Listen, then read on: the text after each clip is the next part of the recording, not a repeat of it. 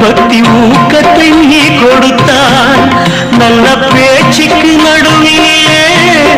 என்னை புலம்பிட ஏன் விதித்தாய்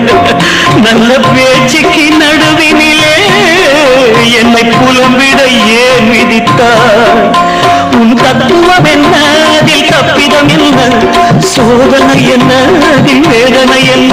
இது ஆலயத்தை கட்ட வந்த பைத்தியம் இல்ல ஐம்புலனும் இடத்தில் ஐக்கியம் சுவாமி திண்டக்கத்தோ ஐயப்ப திண்டக்கத்தோ சுவாமி திண்டக்க ஐயப்ப திண்டக்க சுவாமி திண்டக்கத்தோ ஐயப்ப திண்டக்கத்தோ சுவாமி திண்டக்க